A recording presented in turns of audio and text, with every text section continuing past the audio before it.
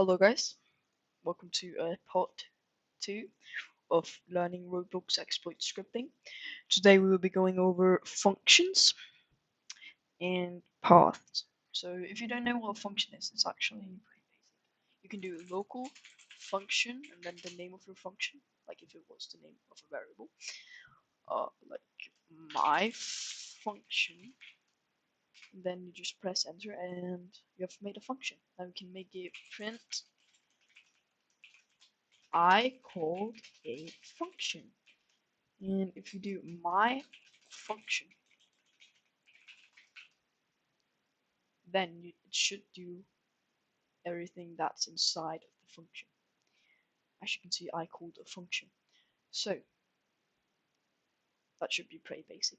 Now we're going to move on to the more advanced spots, like when you want to return data from a function. Let's say you wanted to return a string. Yes, you can also return numbers and stuff like that. Let's say you wanted to return I am cool. Then you would have to do, then this is the same as a variable that's equals to I am cool. This is pretty much the same thing. So you can, but if you want to use it, you can do print my function, and basically what the function does, it returns a string. So as you can see, it prints I am cool because it returns a string, which is I am cool, and then it prints the string by calling the function. Okay, so let's say we wanted to talk about paths. Paths could be like stuff under the workspace. Let's say we wanted to insert a part. It could be the part right here. You could do function. It doesn't really matter if you put a local in front of it or not. The local function get workspace. The workspace is the workspace as you can see here.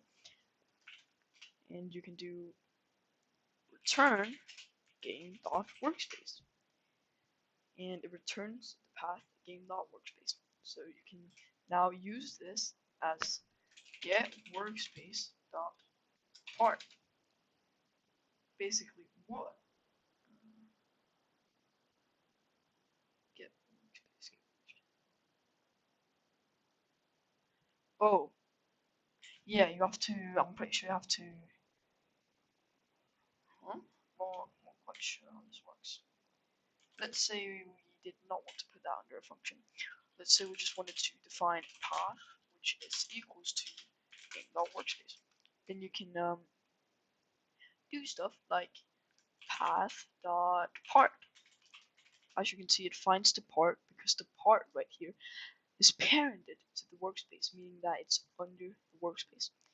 So you can do path.part.transparency. The transparency is basically the visibility of the part. You can see if it's a valid property. You can mess with the properties with the script. I'll be going over that in the next episode. So we can find the transparency right here. Let's see there, and you can turn it up. You can see it becomes more and more invisibility, invisible.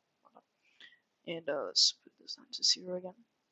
And then we set the transparency to 1, and we're just going to wait 1 second or 3 seconds so we can see it happening to make sure it works. So let's see. As you can see, it disappeared, but it's still there. So that's how you use paths. You can also just like, there's also functions you can do like part of path. Yeah. Command destroy. As you can see, there's a bunch of functions that are already made by Roblox. And yeah, so that's basically how you use paths. And also like, if you wanted to get started UI, then instead of doing game.started UI, then you could do script.parent. And if there's something that's parented to the script, you could just do script.moduleScript, which is the name.